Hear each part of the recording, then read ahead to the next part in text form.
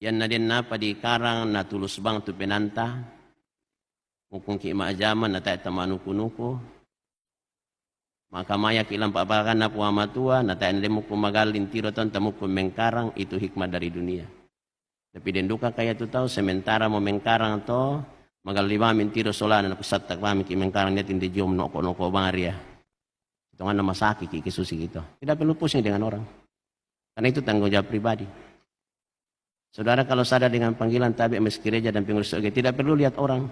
Saudara bekerja bukan untuk mau mencari yang terbesar.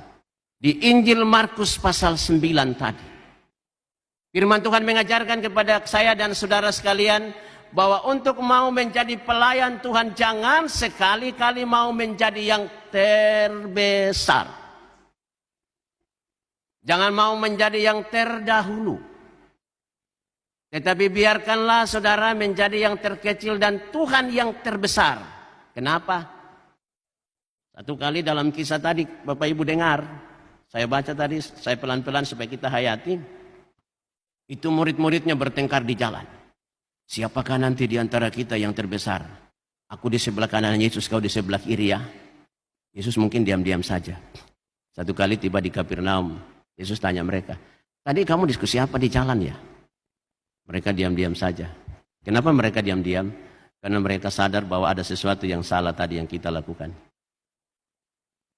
Coba ada yang berani bilang, guru, kami tadi sedang mencari siapa di antara kami yang terbesar. Tidak, saudara. Tapi Yesus tahu.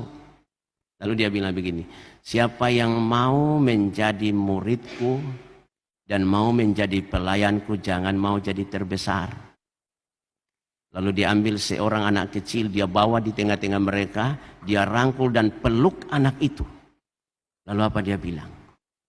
Barang siapa yang menyambut aku, sama dengan menyambut anak kecil ini, dialah orang yang sungguh-sungguh menyatakan pelayanan dan dialah yang akan menjadi terbesar. Saudara mau tahu apa dengan anak kecil? Anak kecil itu adalah anak yang tulus, polos apa adanya. Dan karena itu, kalau saudara mau menyambut pelayanan dengan penuh ketulusan, keikhlasan, tanpa ada motivasi sedikit pun untuk diri kita, maka yakinlah Bapak Ibu Saudara, pekerjaan-pekerjaan itulah yang akan membuat saudara jadi besar. Tanpa diminta pun saudara jadi besar, namamu akan dikenang indah di berbagai tempat karena pelayananmu yang tulus. Satu kali Bu Teresia, pelayan kemanusiaan yang sangat luar biasa pada zamannya, berpidato di PBB tentang kemanusiaan. Bahasa Inggrisnya itu terbata-bata. Tapi tahu saudara, ketika dia selesai berpidato, semua orang di kantor PBB berdiri tepuk tangan riuh rendah. Kenapa berdiri tepuk tangan riuh rendah? Karena ini orang melayani dengan tulus. Karena dia berpikir, aku lakukan ini bukan untuk saya, tapi sehingga supaya orang bisa menikmati kedamaian, menikmati ketenangan batin. Demikian firman Tuhan, saya tafsir untuk kita sekalian. Paling tidak kita belajar 3 hal dari teks ini. Pertama,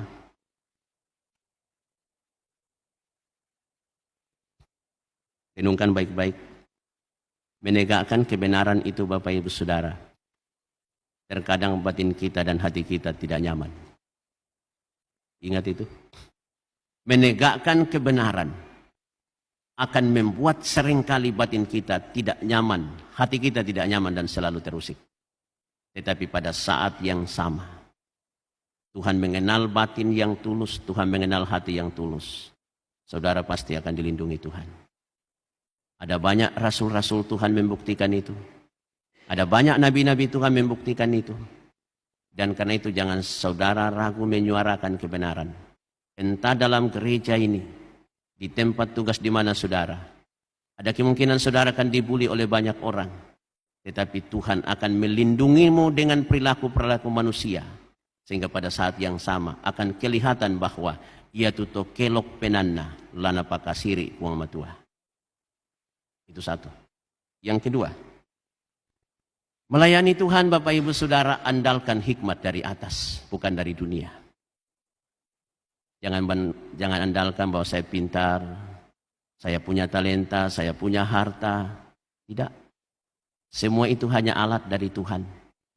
Tetapi ketika saudara punya hikmat dari Tuhan, Maka setiap talenta yang ada pada saudara, setiap potensi yang ada pada saudara, saudara persembahkan untuk Tuhan. Entah di gereja, entah di tempat tugasmu. Ketika engkau bekerja di satu perusahaan, nyatakan hikmat Allah di situ. Kalau orang tidak jujur, jangan saudara tidak jujur. Kalau orang menipu, jangan saudara menipu. Biarkan dia seperti itu, karena itulah dia.